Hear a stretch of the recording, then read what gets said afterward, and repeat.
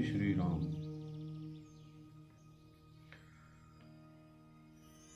आगे महर्षि वाल्मीकि जी वाल्मीकि रामायण में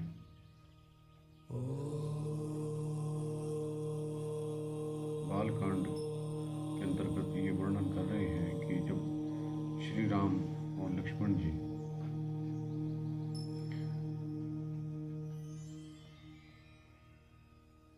विश्वामित्र ऋषि जी के साथ मारीची और सुबाहु दैत्यों को मारने के लिए उनके साथ वन में गए, तो उसका वर्णन है कि वो राजा के दशरथ के दोनों राजकुमार उस समय वहाँ तृण की शैया पे जो उनके योग्य नहीं थी उस पर सोए। फिर आगे इस प्रकार वर्णन है, प्रभातायाम तू शर्वरयाम विश्वामित्रो महामुनि अभ्यभाषत काकुस्थौ शयानो पर्ण संसत्रे। जब रात बीती और प्रभात हुआ तब महामुनि विश्वामित्र ने तिनकों और पत्तों के बछानों पर सोए हुए उन दोनों कुकुस्त वंशी राजकुमारों से कहा, नरश्रेष्ठ राम, तुम्हारे जैसे पुत्र को पाकर महारानी कौशल्या सुपुत्री जननी कही जाती है। यह देखो प्रातःकाल की संध्या का समय हो रहा है, उठो और प्रतिदिन किए जाने वाले देव संबंधी कार्यों को पूर्ण करो। महर्षि का यह परम उदार वचन सुनकर उन दोनों नरश्रेष्ठ वीरों ने स्नान करके देवताओं का तर्पण किया और फिर वे परम उत्तम जपनीय मंत्र गायत्री का जाप करने लगे। नित्य कर्म समाप्त करके महाकर पराक्रमी श्री राम और लक्ष्मण अत्यंत प्रसन्न हो तपोधन विश्वामित्र को प्रणाम करके वहां से आगे जाने के लिए उद्धत हो गए। जाते जाते उन महाबली राजकुमारों ने गंगा और सरयू के शुभ संगम पर पहुंचकर वहां दिव्य त्रिपगथा नदी गंगा जी का दर्शन किया। संगम के पास ही शुद्ध अंतःकरण वाले महर्षियों का एक पवित्र आश्रम था, जहां वे कई हजार वर्षों से तीव्र तपस्या करते थे। उस पवित्र आश्रम को देखकर रघुकुल रतन श्री राम लक्ष्मण बहुत ही प्रसन्न हुए।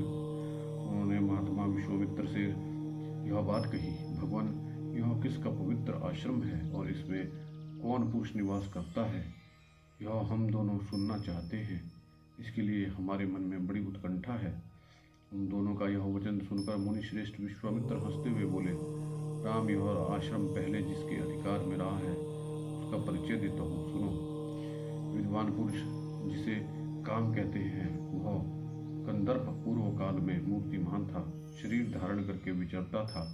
उन दिनों भगवान शिव इस आश्रम में चित्त को एकाग्र करके नियम पूर्वक तपस्या करते थे। एक दिन समाधि से उठकर देवेश्वर शिव मरुदगणों के साथ कहीं जा रहे थे। उसी समय दुर्बुद्धि काम ने उन पर आक्रमण किया। यह देखकर महात्मा शिव ने ओंकार करके उसे रोका। रघुनंदन भगवान रुद्र ने रोष भरी दृष्टि से अवहेलना पूर्वक उसकी ओर देखा। फिर तो उस दुर्बुद्धि के सारे अंग उसके शरीर से जीर्ण शीर्ण होकर गिर गए। वहां दग्ध हुए महावन कंदर्प का शरीर नष्ट हो गया। देवेश्वर रुद्र ने अपने क्रोध से काम को अंगहीन कर दिया। राम तभी से वह अनंग नाम से विख्यात हुआ। शोभाशाली कंदर्प ने जहाँ अपना अंग छोड़ा था वह प्रदेश अंग देश के नाम से विख्यात हुआ। यह उन्हीं महादेव जी का पुण्य आश्रम है। वीर, ये मुनि लोग पूरे काल में उन्हीं स्थानों के धर्मपरायण शिष्य थे। इनका सारा पाप नष्ट हो गया है। सुदर्शन राम, आज की रात हम लोग यहीं इन पुण्य सलीला सरिताओं के बीच में निवास करेंगे। कल सवेरे इन्हें पार करेंगे। हम सब लोग पवित्र होकर इस पुण्य आश्रम में चलें। यहाँ रहना हमारे लिए बहुत उत्तम होगा। नरश्रेष्ठ यहाँ स्नान करके जप और हवन करने के बाद हम रात में बड़े सुख से रहेंगे। वे लोग वहाँ इस प्रकार आपस में बातचीत कर ही रहे थे, तभी उस आश्रम में निवास करने वाले मुनि तपस्या द्वारा प्राप्त हुई दूरदृष्टि से उनका आगमन जानकर मन ही मन बड़े प्रसन्न हुए। उनके हृदय में हर्ष जनित उल्लास छा गया। उन्होंने विश्वामित्र जी को आधार्य, पाद्य और अतिथि सत्कार की सामग्री अर्पित करने के बाद श्री राम और लक्ष्मण जी का भी आतिथ्य किया। यथोचित सत्कार करके उन मुनियों ने इन अतिथियों का भांति भांति की कथा और वार्ताओं द्वारा मनोरंजन किया। फिर उन ऋषियों ने एकाग्रचित होकर यथावत संध्या वंदन और जप किया। तदनंतर वहां रहने वाले मुनियों ने अनेक अन्य उत्तम व्रतधारी मुनियों के साथ विश्वामित्र आदि को शयन के लिए उपयुक्त स्थान में पहुंचा दिया। संपूर्ण कामनाओं की पूर्ति करने वाले उस पुण्य आश्रम में उन विश्वामित्र आदि ने बड़े सुख से निवास किया। धर्मात्मा मुनि श्रेष्ठ विश्वामित्र ने उन मनोहर राजकुमारों को सुंदर कथाओं का मनोरंजन किया। तदनंतर निर्मल प्रभात काल में नित्य क्रम से निवृत्त हुए विश्वामित्र जी को आगे करके शत्रुदमन वीर श्री राम और लक्ष्मण गंगा नदी के तट पर आए। उसी समय उत्तम व्रत का पालन करने वाले उन पुण्याश्रम निवासी महात्मा मुनि ने एक सुंदर नाव मंगवाकर विश्वामित्र जी से कहा, महर्षि, आप इन राजकुमारों को आगे करके इस नाव पर बैठ जाइए और मार्ग को निर्विघ्नतापूर्वक तय कीजिए, जिससे विलंब न हो। विश्वामित्र जी ने बहुत अच्छा कहकर उन महर्षियों की सराहना की और वे श्री राम और लक्ष्मण के साथ समुद्रगामिनी गंगा नदी को पार करने लगे। गंगा के बीच धारा में आने पर छोटे भाई सहित महातेजस्वी श्री राम को दो जलों के टकराने की बड़ी भारी आवाज़ सुनाई देने लगी। कैसी आवाज़ हो रही है, क्यों और कहाँ से आ रही है, यह बात को निश्चित रूप से जानने की इच्छा उनके भीतर जाग उठी। तब श्री राम ने नदी के मध्य भाग में मुनीश्वर विश्वामित्र से पूछा, जल के परस्पर मिलने से यहाँ ऐसी तुमुल ध्वनि क्यों हो रही है? श्री राम जी के वचन में इस रहस्य को जानने की उत्कंठा भरी हुई थी। उसे सुनकर धर्मात्मा विश्वामित्र उस महान शब्द तुमुल ध्वनि का सुनिश्चित कारण बताते हुए कहा, नरश्रेष्ठ राम, कैलाश पर्वत पर एक सुंदर सरोवर है जिसे ब्रह्मा जी ने अपने मानसिक संकल्प से प्रकट किया। मन के द्वारा प्रकट होने से ही वह उत्तम सरोवर मानस कहलाता है। उस सरोवर से एक नदी निकलती है जो अयोध्यापुरी से सटकर बहती है। ब्रह्मसर के से निकलने के कारण वह नदी सरयू के नाम से विख्यात है। उसी का जल गंगा नदी में मिल रहा है। ये दोनों नदियों के जलों के संघर्ष से यह बड़ी आवाज़ आ रही है जिसकी कहीं तुलना नहीं है। राम, तुम अपने मन को संयम रखकर इस संगम के जल को प्रणाम करो।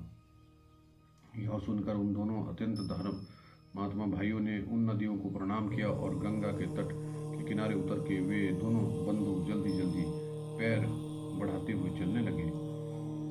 उस समय इक्ष्वाकु नंदन राजकुमार श्री राम ने अपने सामने एक भयंकर वन देखा जिसमें मनुष्य के आने जाने का कोई चिन्ह नहीं था। उसे देखकर उन्होंने मुनीश्वर विश्वामित्र से पूछा, गुरुदेव, यह वन तो बड़ा ही अद्भुत एवं दुर्गम है। यहाँ चारों ओर झीलियों की झनकार सुनाई देती है। भयंकर हिंसक जंतु भरे पड़े हैं। भयंकर बोली बोलने वाले पक्षी सब ओर फैले हुए हैं। नाना प्रकार के विहंगम भीषण स्वर में चहचहा रहे हैं। सिंह, व्याघ्र, सुअर, हाथी भी इस जंगल की शोभा बढ़ा रहे हैं। धव, अश्वकर्ण, कुकुब, बेल, तिंदुक, पाटल और बैर के पेड़ों से भरा हुआ यह भयंकर वन, क्या इसका नाम है? तब महातेजस्वी महामुनि विश्वामित्र ने उन्हें कहा, वत्स कुकुस्थ नंदन, यह भयंकर वन जिसके अधिकार में रहा है उसका परिचय सुनो। नरश्रेष्ठ, पूर्व काल में दो समृद्धशाली जनपद थे, मलद और करुष। ये दोनों देश देवताओं के प्रयत्न से निर्मित हुए थे। राम, पहले की बात है, वृत्रासुर का वध करने के पश्चात देवराज इंद्र मल से लिप्त हो गए। श्रुधा ने भी उन्हें धर दबाया और भीतर ब्रह्म हत्या प्रविष्ट हो गई। तब देवताओं और तपोधन ऋषियों ने मलिन इंद्र को यहाँ गंगा जल से भरे हुए कलशों द्वारा नहलाया और उनका मल को छुड़ा दिया। इस भूभाग में देवराज इंद्र के शरीर से उत्पन्न हुए मल और कारुष को देखकर देवता लोग बड़े प्रसन्न हुए। इंद्र पूर्ववत निर्मल, निष्करुष्क, क्षुधाहीन एवं शुद्ध हो गए। तब उन्होंने प्रसन्न होकर इस देश को यह उत्तम वरदान प्रदान किया कि ये दो जनपद लोक में मलद और करुष नाम से विख्यात होंगे। मेरे अंग जनित मल को धारण करने वाले ये दोनों देश बड़े समृद्धशाली होंगे। बुद्धिमान इंद्र के द्वारा की गई उस देश की वह पूजा देखकर देवताओं ने पाक शासन को बारंबार साधुवाद दिया। शत्रुदमन, मलद और करुष ये दोनों जनपद दीर्घ काल तक समृद्धशाली, धन्य धान्य से संपन्न तथा सुखी रहे हैं। कुछ काल के अंतर यहाँ इच्छानुसार रूप धारण करने वाली एक यक्षिणी आई। उसने अपने शरीर में 1000 हाथियों का बल धारण करती थी। उसका नाम ताड़का है। वह बुद्धिमान, सुंदर,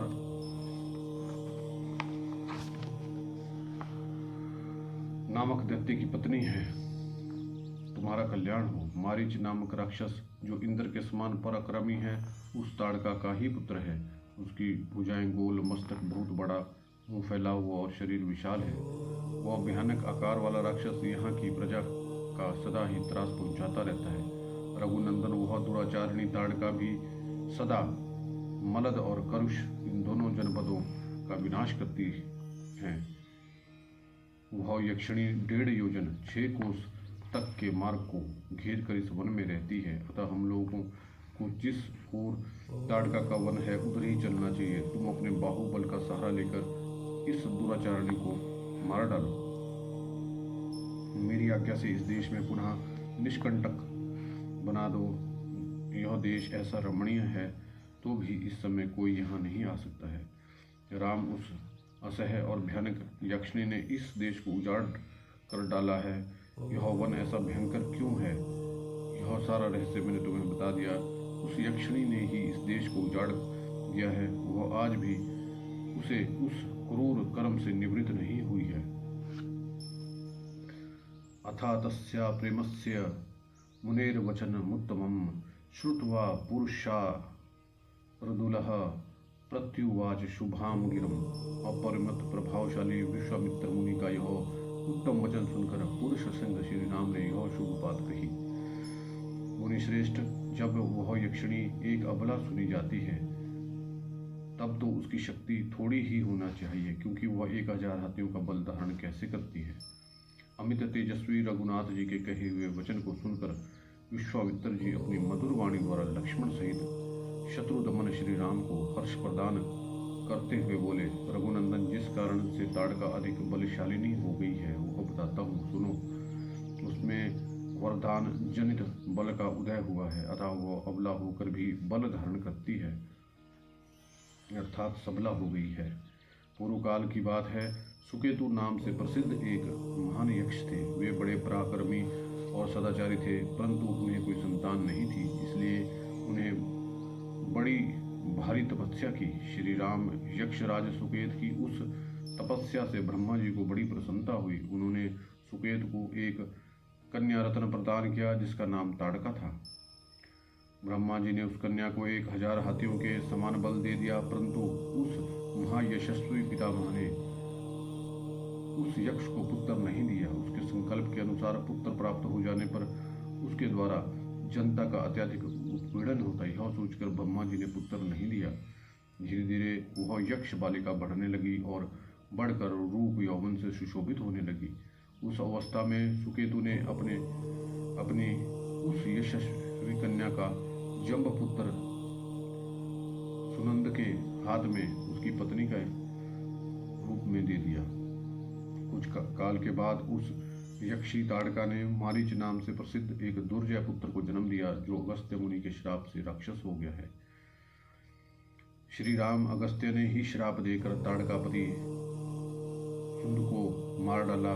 उसके मारे जाने पर ताड़का पुत्र सहित जाकर मुनिवर अगस्त्य को भी मौत के घाट उतार देने की इच्छा करने लगी।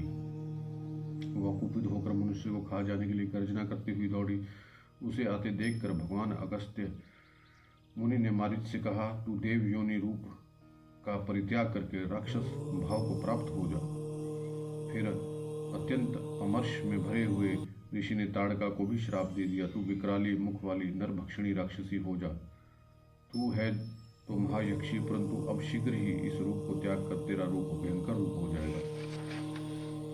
इस प्रकार शाप मिलने के कारण ताड़का का अमर्ष और भी बढ़ गया। वह क्रोध से मूर्छित हो उठी और उन दिनों अगस्त्य जी जहाँ जा रहे थे उस सुंदर देश को उजाड़ने लगी। रघुनंदन, तुम गौओं और ब्राह्मणों का हित करने के लिए दुष्ट पराक्रम वाली इस परम दुराचारणी यक्षी का वध कर डालो। रघु कुल को आनंद कर देने वाले वीर, इस श्रापग्रस्त ताड़का को मारने के लिए तीनों लोकों में तुम्हारे सिवाय कोई दूसरा पुरुष समर्थ नहीं है। नरश्रेष्ठ, तुम स्त्री हत्या का विचार करके इसके प्रति दया न दिखाना। एक राजपुत्र को चारों वर्णों के हित के लिए स्त्री हत्या भी करनी पड़े तो उसे मुंह नहीं मोड़ना चाहिए। प्रजापालक नरेश को प्रजाजनों की रक्षा के लिए क्रूरतापूर्ण या क्रूरता रहित पाक युक्त तथा सदोष कर्म भी करना पड़े तो कर लेना चाहिए। यह बात उसे सदा ही ध्यान में रखनी चाहिए। जिसके ऊपर राज्य के पालन का भार है उनका तो सनातन धर्म है। कुकुस्थ कुल नंदन ताड़का महापापनी है, उसमें धर्म का लेश मात्र भी नहीं है, अतः उसे मार डालो। नरेश्वर, सुना जाता है कि पूर्व काल में विरोचन की पुत्री मंथरा सारे पृथ्वी का नाश कर डालना चाहती थी। उसके इस विचार को जानकर इंद्र ने उसका वध कर डाला। श्री राम प्राचीन काल में शुक्राचार्य की माता तथा भृगु की पत्नी त्रिभुवन को इंद्र से शून्य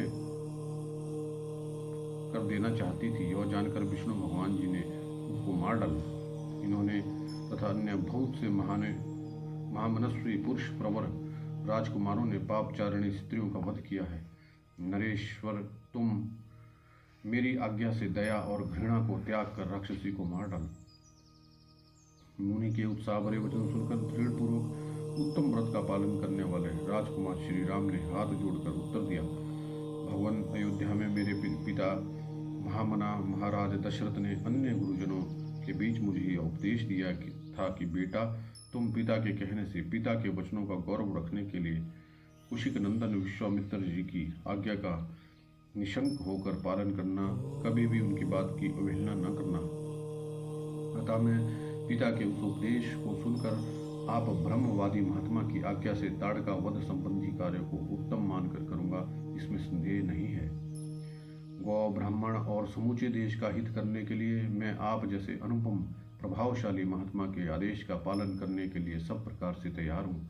ऐसा कहकर शत्रुदमन श्री राम ने धनुष के मध्य भाग में मुट्ठी बांधकर उसे जोर से पकड़ा और प्रत्यंचा पर तीव्र टंकार की आवाज से संपूर्ण दिशाएं गूंज उठी।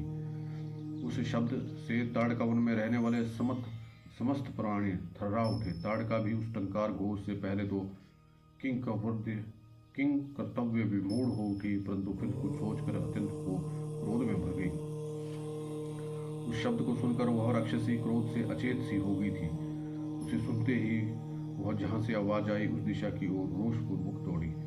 उसके शरीर की ऊंचाई बहुत अधिक थी, उसकी मुखाकृति विकृत दिखाई देती थी। क्रोध में भरी हुई उस विकराल राक्षसी की ओर दृष्टिपात करके श्री राम ने लक्ष्मण से कहा, लक्ष्मण, देखो तो सही, इस यक्षिणी का शरीर कैसा दारुण और भयंकर है। इसके दर्शन मात्र से ही भीरू पुरुषों के हृदय विदीर्ण हो सकते हैं। माया बल से संपन्न होने के कारण यह अत्यंत दुर्जय हो रही है।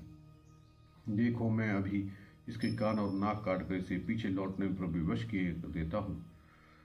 यह अपने स्त्री स्वभाव के कारण रक्षित है, अतः मुझे मारने में उत्साह नहीं है। मेरा विचार यह है कि मैं इसके बल पराक्रम और गमन शक्ति को ही नष्ट कर दूं, अर्थात इसके हाथ पैर काट डालूं। श्री राम इस प्रकार कह रहे हैं कि क्रोध से अचेत हुई ताड़का वहां आ पहुंची और एक बाह उठाकर गर्जना करती हुई उन्हीं की ओर झपटी। यह देखकर विश्वामित्र ने अपने हुंकार के द्वारा उसे डांट कर कहा, रघुकुल के इन दोनों राजकुमारों का कल्याण हो, इनकी विजय हो। तब ताड़का ने उन दोनों रघुवंशियों पर भयंकर धूल उड़ाना प्रारंभ किया। वहां धूल का विशाल बादल सा छा गया। उसके द्वारा उन्होंने श्री राम और लक्ष्मण को 2 घड़ी तक मुंह में डाल दिया। तत्पश्चात माया का आश्रय लेकर वो इन दोनों भयंकरों पर भाइयों पे पत्थरों की बड़ी भारी बारिश करने लगी। यह देखकर रघुनाथ जी उस पर कुपित हो उठे। रघुवीर ने अपने बाण वर्षा के द्वारा उसकी बड़ी भारी शिला वर्षा को रोककर अपनी ओर आती हुई उस निशाचरी के दोनों हाथ तीखे सहायकों से काट डाले। दोनों भुजाएं कट जाने से थकी हुई ताड़का उनके निकट खड़ी होकर जोर जोर से गर्जना करने लगी। यह देखकर सुमित्रा कुमार लक्ष्मण ने क्रोध में भरकर उसके नाक कान काट लिए, परंतु वह तो इच्छा अनुसार रूप धारण करने वाली यक्षिणी थी, अतः अनेक प्रकार के रूप बनाकर वह अपनी माया से श्री राम और लक्ष्मण को मुंह में डालती हुई अदृश्य हो गई। अब वह पत्थरों की भयंकर वर्षा करती हुई आकाश में विचरने लगी। श्री राम और लक्ष्मण पर चारों ओर से प्रस्तरों की वृष्टि होती देख तेजस्वी गांधी नंदन विश्वामित्र ने इस प्रकार कहा, श्री राम, इनके ऊपर दया करना व्यर्थ है। यह बड़ी पापिनी है और दुराचारिणी है, सदा यज्ञ में विघ्न डालती है। यह अपनी माया से पुनः प्रबल हो उठे, इससे पहले इसे मार डालो। अब संध्या काल आना चाहता है, इसके पहले यह कार्य हो जाना चाहिए, क्योंकि संध्या के समय राक्षस दुर्जय हो जाते हैं। विश्वामित्र जी के ऐसा कहने पर श्री राम ने शब्द विधि बाण चढ़ाने की शक्ति का परिचय देते हुए बाण मारकर प्रस्तरों की वर्षा करने वाली यक्षिणी को सब ओर से अवरुद्ध कर दिया। उनके बाण समूह से घिर जाने पर माया बल से युक्त वह यक्षिणी जोर जोर से गर्जना करती हुई श्री राम और लक्ष्मण के ऊपर टूट पड़ी। उनके चलाए हुए इंद्र वज्र की भांति वेग से आते हुए देख श्री राम ने एक बाण मारकर उसकी छाती चीर डाली। तब ताड़का पृथ्वी पर गिरी और मर गई। उस भयंकर राक्षसी को मारी देख देवराज इंद्र और देवताओं ने श्री राम को साधुवाद देते हुए उनकी सराहना की। उसी समय सहस्त्रलोचन इंद्र तथा समस्त देवताओं ने अत्यंत प्रसन्न एवं हर्षोत्फुल्ल होकर विश्वामित्र से कहा, मुने कुशिक नंदन, आपका कल्याण हो। आपने इस कार्य से इंद्र सहित संपूर्ण देवताओं को संतुष्ट किया है।